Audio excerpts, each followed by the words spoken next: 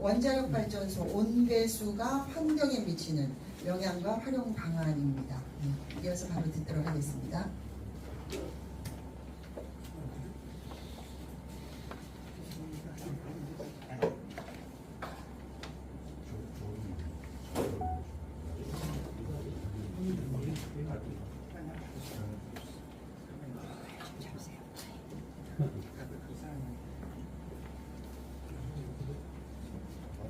네, 반갑습니다. 예령 교수입니다. 앞에 두 분 주제 발표하신 분들이 다 우리나라의 전기 발전은 원자력 쪽으로 가야 된다 이렇게 다들 생각하십니다.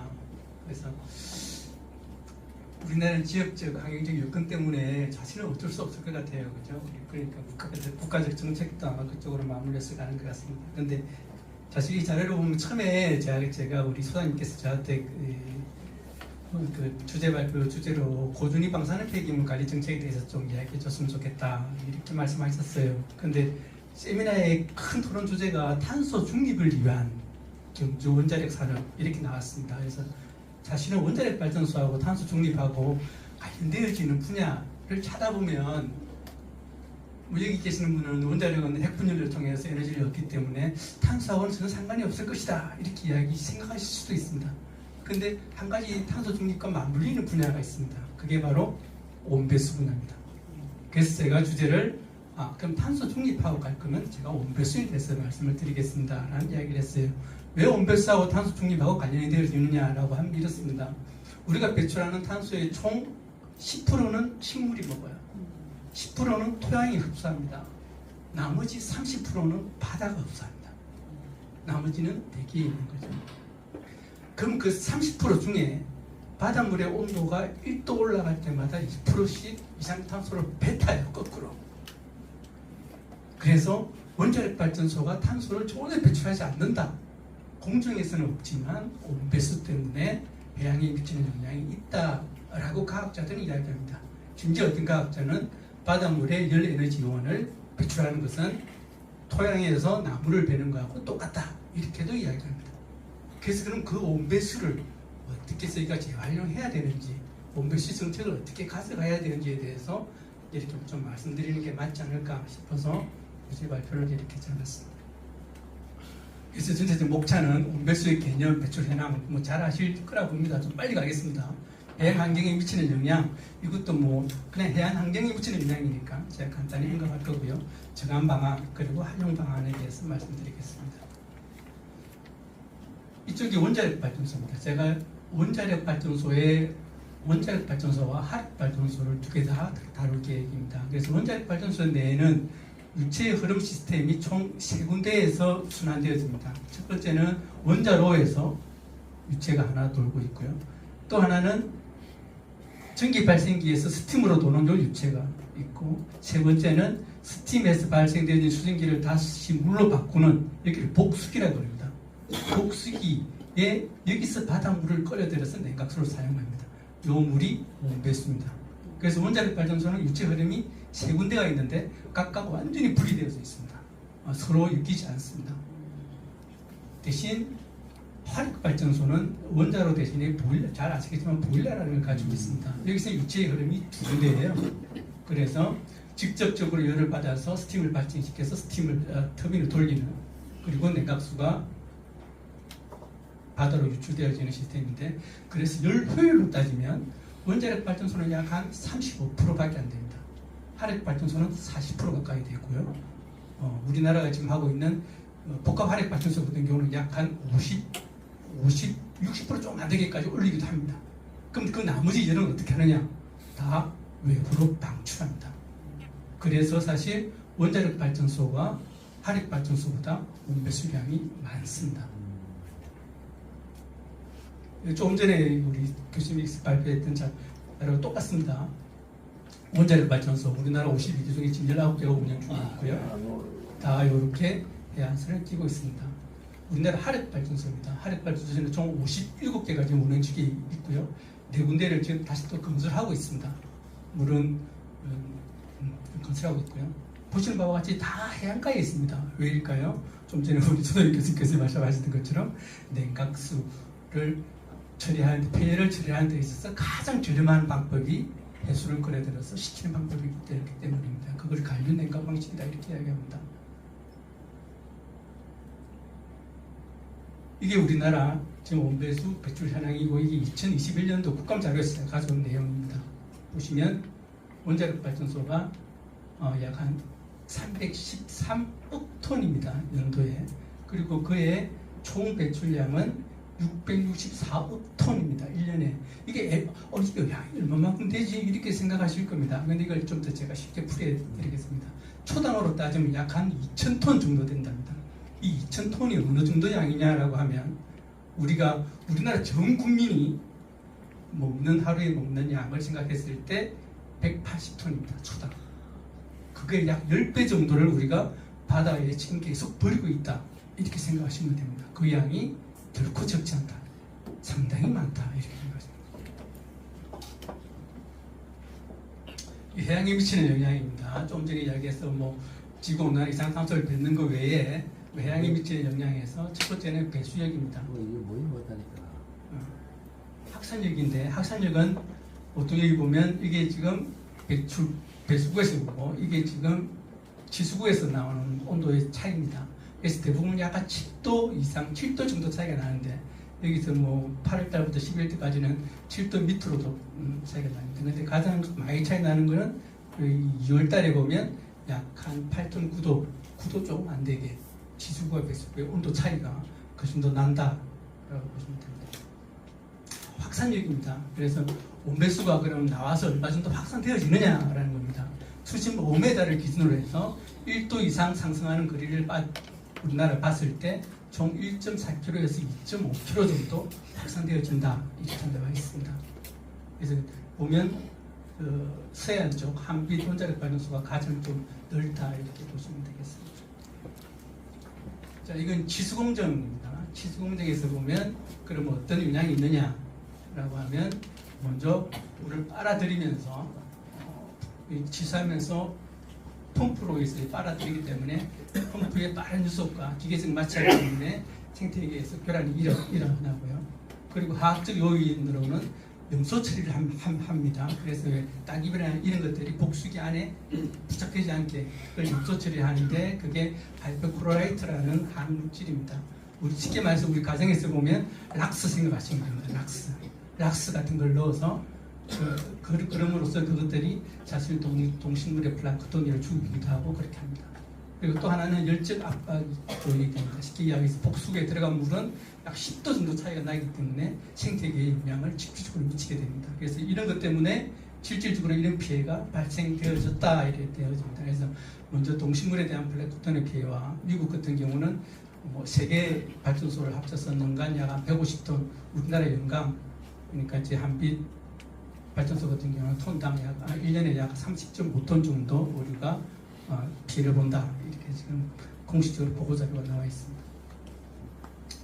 이건 해양생태계 배수구에서의 확산구역에서의 영향입니다. 아까 전에 거기는 지수구고 이건 확산구역에서 보면 가장 이렇게 단편적으로 볼 수 있는 게 해저류입니다. 이 미역인데요. 그래서 배수구에서는 이렇고 조금 그 지역에서 벗어나면서 미역의 엽채들이 이렇게 차이가 난다. 이건 사실은 차가운 곳이 사실 미역은 잘 아시겠지만 10도 이하, 14도 이하가 최적입니다. 근데 이게 온배수의 온도가 올라가게 되면 사실 미역이나 김이나 다시마 같은 경우는 피해에 실질적인 손해를 본다. 그런데 사실은 온배수가 계속 나오게 되어지면 거기 어떤 온난한 물에서 또 서식하는 해조류가 또 이렇게 그 지역을 이렇게 또 우정종으로 서식한다 이런 보고서가 있습니다. 이 물고기입니다. 이제 이건 주변 지역인데요. 물고기는 회피가 가능하기 때문에 지난 87년부터 98년까지 11년간 자료를 가지고 내는 겁니다. 물론 다른 여러 가지 이유로 말미암아서 우리가 줄었겠지만 객관적인 데이터 자료로는 고리 원전 같은 경우에 36종에서 40종이 4종에서 26종으로 줄었습니다. 한 10배 가까이 줄었다. 이렇게. 이게 꼭 원자력 발전소의 영향만은 아닙니다. 다 복합적이지만은 하지만 원자력에 대한 영향도 있을 것이다. 이렇게 판단을 합니다. 요 데이터에서 네. 거리별로 네. 변화가 좀 나오고 있습니다. 예. 그러니까 1km 떨어지는데 2km, 10km 떨어지는 거리별로 영향이 달라질 테니까 그 통계에 나오는 그렇게 세분화된 연구 잘하고 있으면 참 좋겠습니다. 그렇죠. 예. 요 원전 관계자분께서 한번 뜻을 주셔서 한번 조사를 하면 이게 장기적으로 이 데이터 꼭 필요하니까요. 좋을 것 같습니다. 정한 방안입니다. 정한 방안. 온배수의 정한 방안은 가장 대표적인 것은 폐열을 최소화하는 게 좋습니다. 그래서 첫 번째는 뭐냐라고 하면 기술 개발입니다. 아까 우리 이경호 교수께서 말씀하신 것처럼 열을 최대한 에너지원할 수 있는 기술 개발에 대한 한계가 있습니다. 그럼 두 번째는 뭐냐라고 하면 지수 시술하고 배수 시술에 대한 보완입니다. 그런데 이 부분에 대해서 우리나라는 아직 구체적인 법적인 근거가 없습니다. 그래서 먼저 지수 시술 같은 경우는 수동적 지수 장치라 그래서 사실 물을 할 때 표층에서 물을 지수하는 것보다 수온 약층에서 지수를 하면 적은 양으로 시킬 수 있기 때문에 그는 있고, 또 어떤 계절에 따라서 어떤 우점종이 있을 때 그 우점종을 피해서 지수를 하면 생태계에 영향을 적게 주는 그런 게 있기 때문에 그런 걸 할 수 있는 수동적 지수 장치. 그리고 두 번째는 충돌 저지 장치라 그래서 뭐 이렇게 지수 장치에 있어가지고 마음 같은 걸 씌운다라고 생각하시면 됩니다. 그런 걸 고려한다든지 아니면 오류 보호 장치라 그래서 오류가 잠시 머물러서 지수 장치를 피해서 나갈 수 있게끔 하는 막이라든지 이런 걸 설치하는 겁니다. 그리고 네 번째는 건식 및 섭식 배쇄 순환식 냉각 방식인데 이건 사실 우리나라처럼 나라가 국토가 조그마한 나라에서는 해당 사항 없는 거고요. 국토가 큰 나라 같은 경우는 냉각수 자체를 순환시켜서 재사용하는 그런 방식. 이건 배수 시설입니다. 좀 전에 아까 초기에 봤던 것처럼 우리나라의 원전이나 화력발전소의 가장 큰 문제점은 모여 있는 겁니다. 계속 있는 장소에 계속 지어요. 그러다 보니까 그 자리에서 있는 지수원이 거의 동일하기 때문에 그 지수원이 계속 그 영향은 더 넓게 퍼진다 이렇게 보시면 됩니다. 그래서 그럴 경우에 표층 방류와 심층 방류 이건 지금 고리 1, 2, 3, 4호기하고 신고리 1, 2호기에 가지고 모델링하는 결과입니다. 그래서 똑같은 양으로 모델링 해봤을 때 심층 배수했을 때 확산력이 약 한 50% 가까이 줄더라 이렇게 되어있습니다. 마지막으로 원배수의 활용 방안입니다. 이것도 국감 자료입니다. 보시면 원배수의 총 배출량이 요해에 549억 톤이 배출했는데 그때 그 배출되어지는 온배수의 열량을 계산을 하면 약 한 9억 기가칼로리 정도 되어집니다. 이걸 히트펌프로 빨아들여 가지고 열을 재사용하면 경제적인 창출 효과가 약 한 64조 된답니다. 그런데 우리가 이걸 좀 버리고 있는 거죠. 그죠? 왜냐하면 재활용할 수 있는데 아직까지 제도적인 기술적인 지원이 아직 안 되었을 것입니다. 이 64조라는 거를 연간 CO2 저감량으로 생각하면 우리나라 연간 배출량의 약 한 25%에 해당되어지는 약 한 1억 8,400톤 정도의 이산화탄소를 저감할 수 있는 양이라고 합니다. 그래서 이 온배수를 어떻게 재활용하느냐에 대해서 우리가 이제 포커스를 좀 맞춰서 연구와 기술적 지원이 좀 있어야 된다라는 생각이 들고요. 이것도 국감 자료입니다. 2020년도에 실질적으로 지금 재활용하고 있는 현황입니다. 그런데 한수원 같은 경우는 온배수를 재활용할 수 있는 법적 근거가 없습니다. 그래서 그걸 재활용해서 어떤 것을 창출해내지 못해요. 그래서 빨리 우리가 제도적으로 좀 보완해야 될 내용이고요. 화력발전소 같은 경우는 대부분 농수산업에 지금 사용하고 있는 실정입니다. 그 사용되어지는 양이 근데 실질적으로 약 한 0.92%밖에 안 됩니다. 전체 온배수량의 1%도 채 안 된다는 얘기입니다. 이걸 어떻게 좀 더 많이 재활용하느냐에 대해서 많은 전문가들이 아이디어를 내고 기술적으로 좀 더 보완을 해야 되겠다라는 생각이 듭니다. 그래서 지금 제가 나와 있는 자료를 봤을 때 저비용 고효율 미래사업 추진대라 그래서 1차 산업, 경쟁력이 있는 농수산물 생산이라든지 2차 산업, 열집약적 산업단지 조성이라든지 3차 산업, 관광산업에 사용한다든지 이런 것에 대해서 좀 더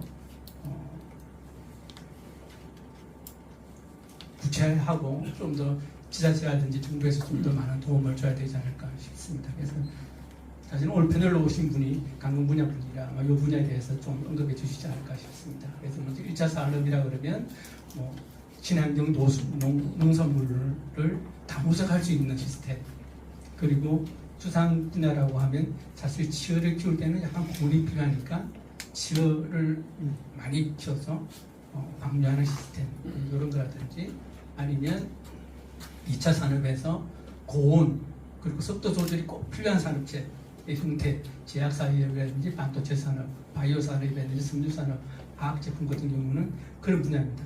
그래서 이런 것들을 사실은 우리가 지금 원전 큰 규모의 원전에서는 사실 이런 데 에너지원을 끌어 쓰려고 하면 비용이 많이 듭니다. 근데 좀 전에 우리가 저 앞에 주제 발표하신 두 분 교수님처럼 SMR 원자로가 많이 우리가 실용성 있게 들어선다라고 하면 그게 가장 큰 장점이 송전하는 길이가 짧습니다. 우리 주위에 있습니다. 그럼 거기서 쉽게 뭘 우리가 구할 수 있냐라고 하면 온배수를 끌어 쓸 수 있습니다. 그러면 이런 산업단지를 주위에 끼고 있으면 상당히 에너지적으로도 도움이 되지 않을까 싶습니다. 그리고 세 번째, 3차 산업으로 해서 뭐 사계절 전춘호, 워터파크라든지 리조트들을 운영하게 되어지면 지역 경제에 도움이 되지 않을까 싶습니다. 그래서 결론적으로 제 주제 발표는 마지막 결론을 그렇습니다. 첫 번째 정리해봤습니다.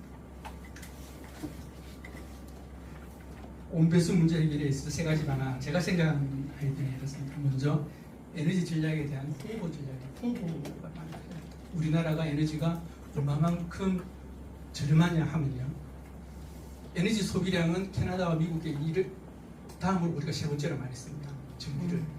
우리나라 국민이 1인당 약 한 10,000kWh 정도 쓴대요. 그게 3등입니다. 근데 우리나라 전기료는 OECD 국가 중에서 네 번째로 쌉니다. 유럽에 가면, 저는 유럽에 생활해봐서 알지만 유럽에 가면 에어컨이 많지 않아요. 근데 우리 집에 에어컨 다 있지 않습니까? 심지어 좀 더 큰 아파트는 시스템 에어컨을 다 달아놨습니다. 근데 우리는 전기를 많이 씁니다. 그래서 여기에 대해서 좀 더 각성을 하고 홍보를 좀 더 많이 해야 되겠다는 생각이 들고요. 그리고 대체 에너지 개발, 우리나라는 지형적으로 안 맞지만은 사실 이게 30% 가까이 올려야 됩니다. 그러기 위해서 뭐 아까 얘기한 바이오 에너지도 좋고요, 아니면 태양광도 좋고, 아니면 풍력도 좋고, 우리 지금 에너지 클러스터 쪽에 풍력도 우리 쪽에 다 들어가지 않습니까? 다 우리 쪽이거든요. 그래서 거기에 대해서 정부한테 좀 더 과감하게 요구를 해서 많은 지원을 받아서 우리 쪽 분야가 좀 더 선두주자가 될 수 있지 않을까 싶습니다. 그리고 두 번째는 치수와 배수 시설을 설치하는 데 있어서 법적 근거입니다. 일본 같은 경우는 치수와 배수구의 온도 차이가 9도 이하로 법적으로 밖에 이렇게 딱 지정되어져 있습니다. 이탈리아 같은 경우는 약 한 1km에서 1km 지점에서 약 한 4도 이상 차이가 나면 안 된다, 이렇게 법적으로 딱 정해놓고 있어요. 그러니까 발전소나 이런 걸 지으려고 하면 그 규정에 맞추기 위해서 치수구와 배수구를 설계를 합니다. 근데 우리나라는 그런 게 없어요. 그리고 우리나라의 가장 큰 문제점은 제가 좀 전에 말씀드렸던 것처럼 발전소가 군집화되어 있다는 겁니다. 그랬을 경우에 온배수 용량은 더 크시거든요. 그래서 그에 대한 보완이 좀 빨리 필요하겠다는 생각이 들고요. 세 번째는 온배수 재활용에 대한 제도적 개선, 아까 이런 원전 온배수라든지 아니면 여기에 대한 지자체나 정부의 좀 더 가감한 지원이 필요하다는 생각이 듭니다. 예, 이상입니다.